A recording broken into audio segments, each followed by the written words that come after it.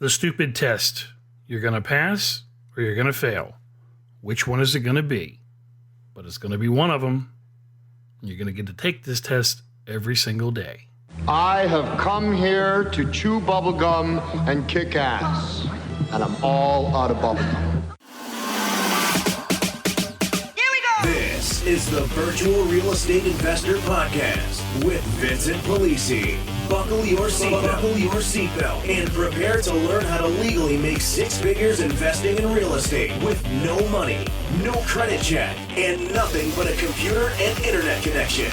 Learn how you too can begin generating buyers and sellers for free today. And why you're only 2 calls away from making a $10,000 or more payday while never leaving the comfort of your home.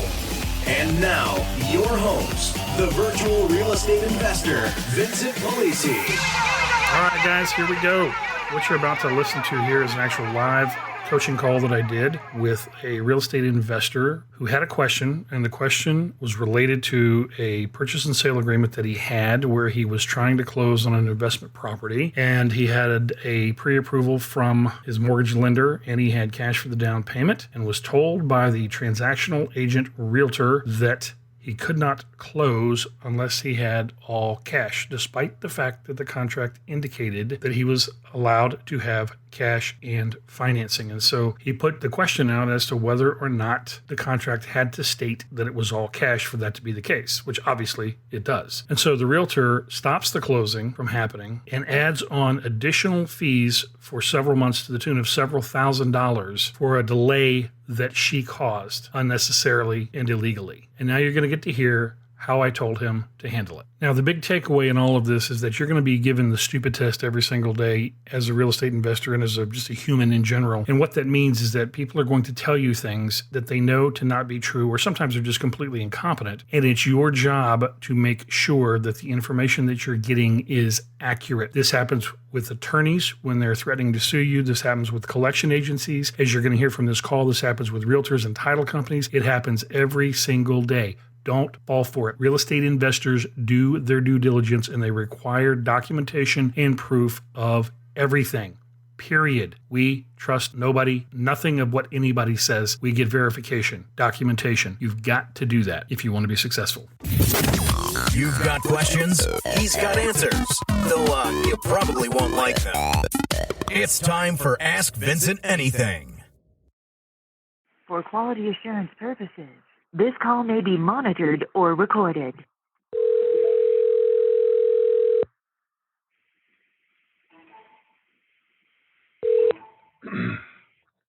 Is Vincent? Mr. Vincent Pelosi. No, wait, I was going to say Pelosi. That's probably an insult. You have no idea. Polisi. That is correct. Oh, awesome. I'm sorry. No, I like your Swahili. That's good. So I was just talking to a local real estate investor / filter, and he was like, "Yeah, that your title company is like basically retarded, and you have the dumbest title company in the county." He's like, "There's no reason that they should have stopped you the first time." He's like, "But if you back out, then you're not going to get any of your earnest money." So well, no. Yeah, he's like, "I would make it happen." Yeah, just slow down, man. This is the thing where, don't take this the wrong way. We had this conversation before. You guys are analyticals, right? I mean, analyticals are attracted to real estate investing. The problem is you got to have a ramrod and somebody that can go in there and absolutely just drop the hammer on some of the stuff when they start jerking you around like this, because there was no reason for delay number one. Okay. Yeah, I agree. And since then, what they've done is now I haven't seen the addendums or the amendments, whatever, to the contract, but there was no reason for you to have to add anything else onto that. I don't know where the realtor got off saying that you had to have all cash there, because it is going to be all cash as long as you're approved and your mortgage company is sending a wire, which I'm assuming is what they're doing, right? Yep. There's no seller-held financing on the backside of this thing, right? They're not holding a note for a second or anything like that. It's all cash. You're paying the whole thing. They don't, and it's the seller's realtor telling you that, right? Not yours. Well, it's both. So she's representing both me and the seller. But no, she's not. They don't represent anybody really. They represent themselves. Oh yeah. Because they don't have there's no fiduciary relationship. They're acting as transactional agents. Okay, so all they're there to do is fill in the blanks on that stupid dumbed down form contract and try to maximize their commission on a deal. Okay, sadly that's the truth. That's the truth. All right, that's what happens. Now I don't know where. Well, I'll say this.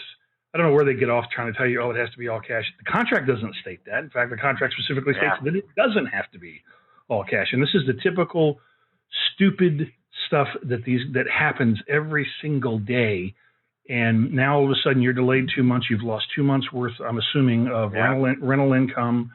They're trying to charge you more money unnecessarily based off of nothing of substance. You know, I don't know if you understand what I'm saying. Yep. There's nothing. Yeah, no, I 100% agree. I 100% agree. And basically, you know, when I look at this situation, what's happened here is this: they're trying to play it off as if you're the one causing the delays and breaching the contract and the agreement, and that's not the case at all. It's them. Now, if that's done, I would tell you what I would. I'm just going to tell you what I would tell the realtor. Honestly, I mean, do you have any documentation from that realtor in like an email or whatever where she's telling you we can't close unless it's all cash? I don't. You know, she left me a voicemail, but I deleted it because it was a while ago. I don't think that I have anything in writing. I'm looking through my text right now to see if I have anything, but yeah. Because here's what I would do. Okay, let me just tell you what I would do. Nah, I don't have anything. Yeah. I mean, I don't know if you want to know what I would do, but I'll tell you. No, yeah, of course, yeah, Okay. definitely. Well, that's why I reached out. Yeah. I mean, first of I want to know. You know more. First and foremost, I wouldn't have let it get to this point, and that's not your fault. Well, of course. And that is my fault for not knowing. You know, so I should have pushed. As soon as she told me that, I should have said, "What are you talking about? Of course I can do this. Let's make it happen." And we would have been done, right? But I didn't know. Right. So, yeah. Yeah. No, that's fine. You know, this goes back to, I saw this post the other day that somebody did, and it says, you learn by paying the price of experience or paying the price of a mentor. The price of experience is infinitely more expensive than paying the price of a mentor, as you're finding out. And I'm not saying that to battle you. I mean, this is how you learn. Okay, so you got to either put your hand on the stove, put your hand on the stove and get burned. Okay, but anytime, I don't care who it is. Anytime somebody tells you something, you see all this crap all over Facebook all the time. Oh, so and so, this is the law, or this, that, you can't do this, you can't do that. What? Proof up. Where is it? Let me see it in writing. Where is it? Who said that you can't do that? What's the law? What's the statute? What's the code? Show it to me. Okay, they do this all the time. You have to understand something. The collective that's on Facebook doing this stuff, most of them are not experienced. Okay, but they go out there and they run their mouth like they know what they're talking about because urban myth, somebody told them something and they're just regurgitating it, but they've never actually done any of this stuff. So this is what I would do, honestly. Okay, if you want to know the truth, I would have a conversation and with the realtor, and basically do what I did in that call, Realtor Smackdown, and say, just look, here's the deal, and but what I would do honestly is my phone records everything anyway, and I would get her to admit that she was the one responsible for the delay, indicating that it had to be all cash. Okay, that would be step number one. So we have that documented. Number two would be, okay, well, listen, based on what you have stated, and you're supposed to be the quote unquote expert in this thing, which you're incorrect because that is not what the contract says. Okay. Yeah. Number one, you have created delays in closing. I have lost revenue from lease income that I should have closed 2 months ago. And you're trying to extort me for additional money that I don't owe, predicated on something that you stated that's factually and legally incorrect. And the reason for the delay in closing is not me, as I can document and prove with cash and an approval from a mortgage company. It is simply you. So here's what we're going to do. You're either going to back out all of that extra nonsense that was added on over and above the contract, and we're going to close, and I'm going to use financing as it indicates in the contract I can, or I'm going to sue your client for breach in specific performance, and I'm coming after you for your E&O insurance, and I'm going to report you to the friggin' board. Now, what do you want to do? Man. Okay? That's what I would say. I was going to be much nicer and say it's kind of the same thing. Well, I mean, don't misunderstand. I mean, I'm nice until it's time to be not nice. I mean, you've heard my calls. I'm nice until it's time to be not nice, and then when it's time to be not nice, you know, you got to flip the switch, man, because these people will railroad you. This is exactly what they're doing, you know, and they're trying to extort money. So this is typical realtor incompetence, man.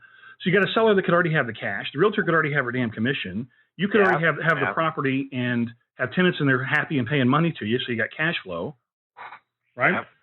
And where are you? You're in this stalemate of idiocy because somebody doesn't know what they're doing, or they've got some other agenda. Yep, I definitely agree. So I definitely agree.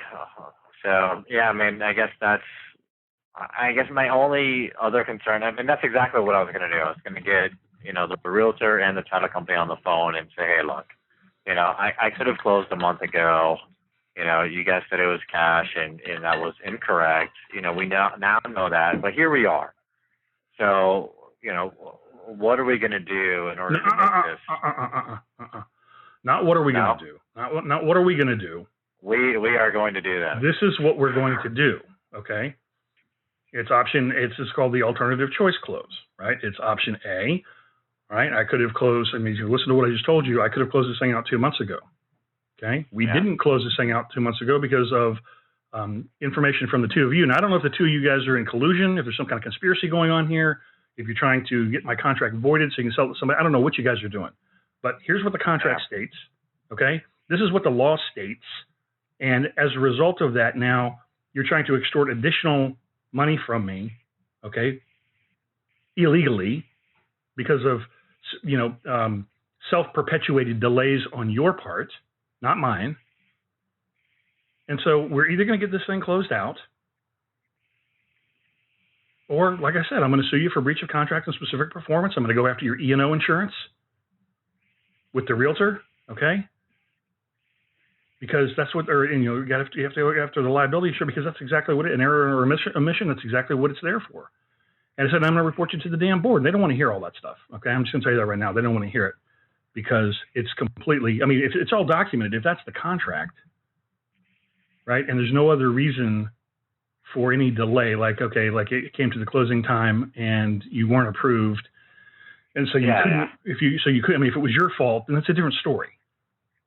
Yeah, exactly. But it's not, that's not the case. Yeah. So yeah, man, you look, you gotta cowboy up here and tell them how it's going to be. I mean, you can do it politely and professionally. Like I said, I would say, hey, listen, here's the deal. So what we're going to do is we're going to back out the additional money because I've got, you know, I could have already closed. I've got, you know, renters that are waiting to go in the property. I could have already had 2 months worth of cash flow. Yeah. Right. This delay was not caused by me, and I'm not going to pay the price for it. Okay, so let's go ahead and schedule the closing right now. Back that stuff off. We have to do another addendum because I haven't seen the addendums. We got to do another amendment, addendum, whatever it is. We're going to do that. Let me get it to my lender because I assume they've seen the addendums already, right? Yeah. Yeah. Let me get it to my lender so they can adjust the loan amount, and let's schedule a closing and get this damn thing closed out. That's it. I mean, there's nothing else to do, man. I mean, that's where you're at. Yeah. It's closed or we're going to court. Which one are we going to do? Okay? Yeah. No, okay. I agree. And they're going to have to drop, you know, $5,000, whatever it is. you're in Florida, so it's probably a title company anyway, not an attorney.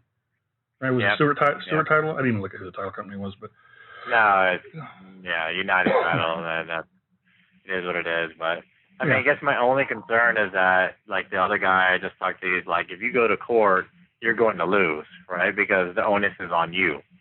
It's like, even if the realtor made a mistake, that's not the seller's fault. So the seller is going to keep your earnest money deposit. No, so then I guess I would have to that's not true. Not sue true. the realtor, right? Who's telling you that? Who's telling you that? It's not true. Okay, it's simply not true. If it was your fault, like I said, then yes, it's your fault. Because you were prevented from closing, and this is why I would get it recorded that she told you that, right? I would get that documented like immediately. And if you want me, I'll do the damn call with you. I'll ramrod the whole damn thing and walk them all the way through the process. Okay? I mean, I'll put my nice hat on until it's time to be not nice. And hopefully it won't ever be time to be not nice. That's ideally the way to get it done. But if it becomes time to be not nice, that's where we're going to take the gloves off, because you're being railroaded here. And for what? Yeah. I don't understand what, it's incompetence, or there's a separate agenda. I think it's the former. That's what I think. I think it's just you made a mistake on two different people, and then me with lack of experience, I didn't push it, right? So there's let me ask you three this. people involved. So let's back up for a second. When it was time, how did the conversation of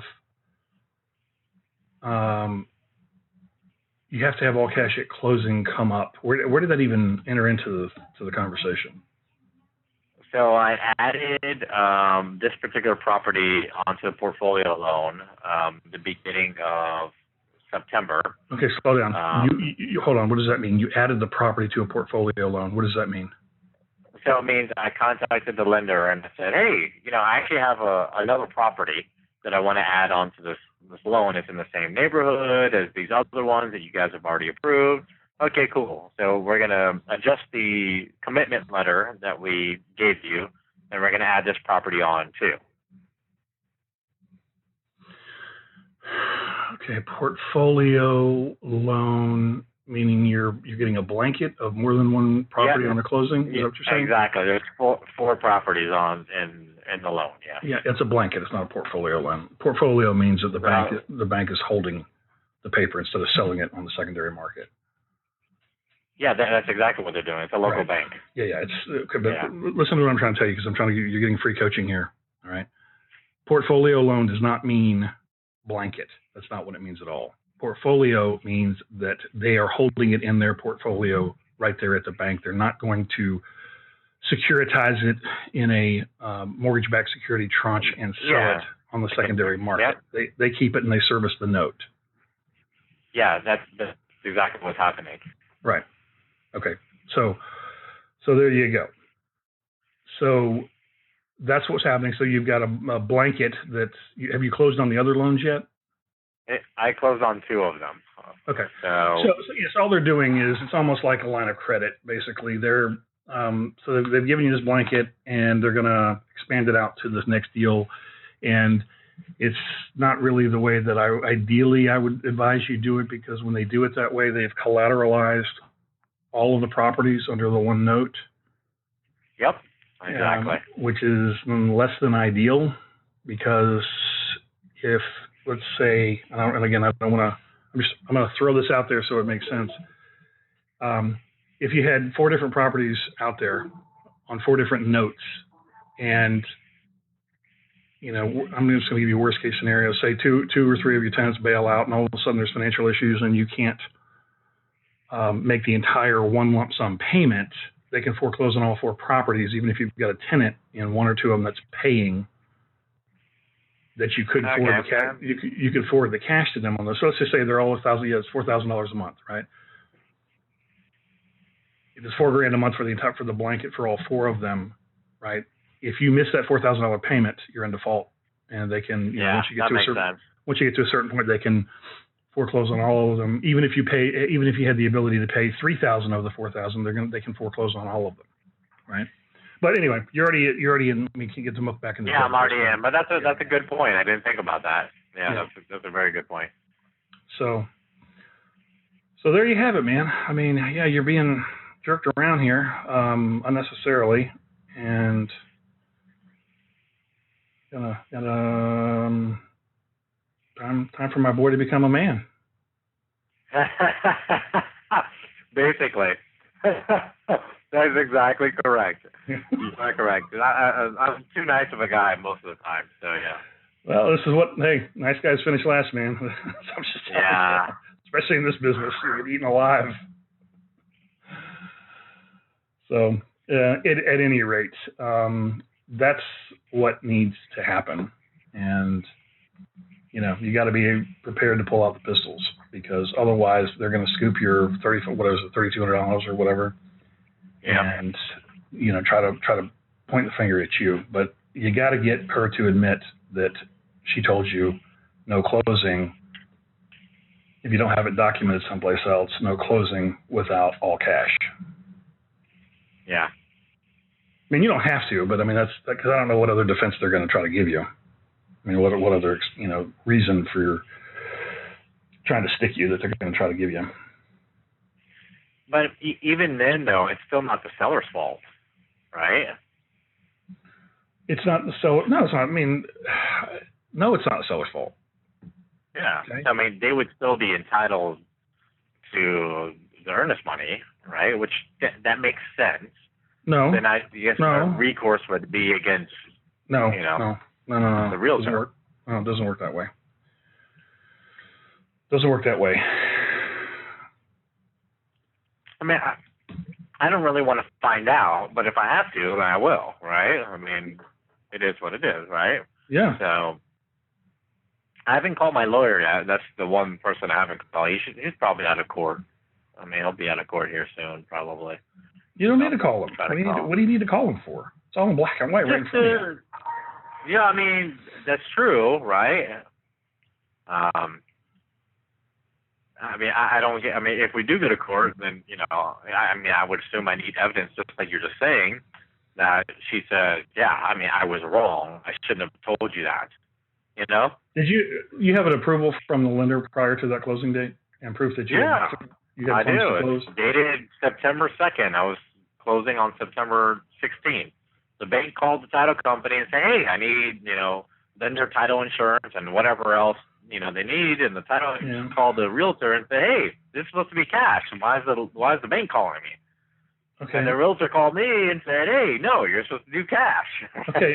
See, you need to get both of them recorded saying that, man. You call the title company and say, hey, listen, what's the issue here? Because, why here's what you do, man. I'm just telling you, you got to get them. You got to play both ends against the middle. Do you know what that means? Not really. Okay.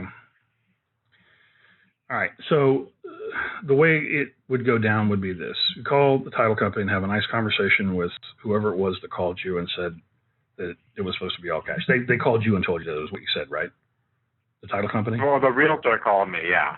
After the title company called the perfect. Called the realtor. That's fine. So we call the title company, get the person on the phone and say, hey, listen, the realtor is saying that you won't close the deal because they're saying that despite what the contract says, that you're refusing to close it because you're saying that it's not all cash coming in from a wire or cashier's check from Justin. Is that accurate? Yeah. Okay. And then shut up and let them put their foot in their mouth or tell you the truth that no, we never said that.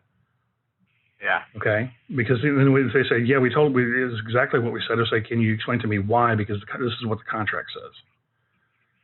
And you let them paint themselves into a corner. Okay. And then after you're off that call, right? Call the realtor. Yeah. Then you call the realtor and say, hey, the title company is saying that you're the one that came up with this whole thing about it had to be all cash, but that's, not what the contract says. So one of you is not telling the truth. Which one is it? Right? Because you said it was the title company. They're saying it was you. Yeah. So, what's going on? What's somebody's lying? Who is it? That's all I want to know. Right? Yeah. And you play both ends against the middle like that and get them to rat each other out or admit it all, whichever one it's going to be, if they're both in collusion on the thing. And you have that documented and, recorded. And then at that point in time, that's when you do the conference call with all the parties and say, hey, listen, here's the deal. This is the way it's going to go down.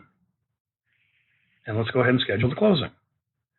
And then if they say, well, blah, blah, blah, blah, I'll say, okay, well, that's fine. If you're not going to close in accordance with the contract, okay, and you're going to tortiously interfere beyond what you already have in this closing, then here's what I'm going to do. So get me the owner of the title company on the phone. Mrs. Realtor, you go get your broker, and we're going to have a conference call with them and explain it to them, and then I'm going to sue you. We're going to go after the E&O insurance. Okay, I'm going to sue the seller. I'm going to sue the title company. We're coming after all of you. You've already got an attorney, man. I mean, he can hit them up, real quick. Yeah. Okay, and you know what's going to happen? I'm going to tell you what's going to happen. Why are they going to stand in the way of a closing?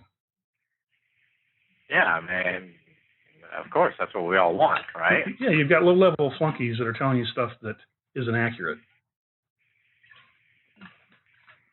Stuff happens every single day, man.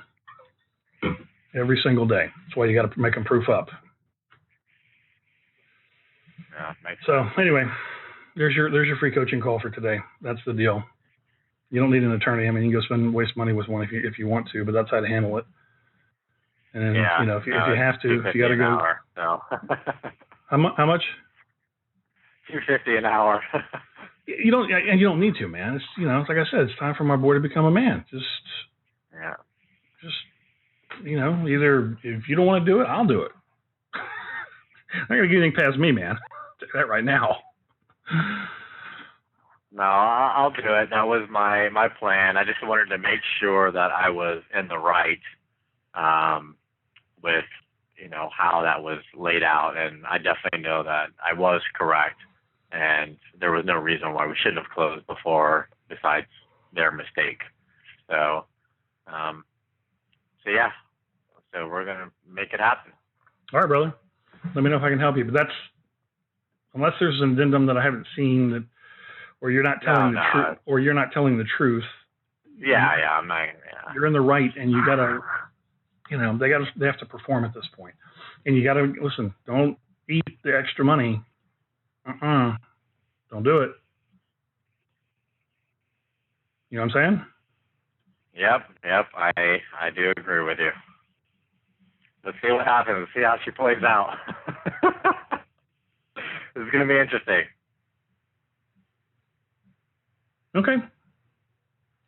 Thank you, Mr. Vincent. I appreciate it. My pleasure. Go get him, Tiger. Have a good day. You too. Yes, sir. Bye-bye.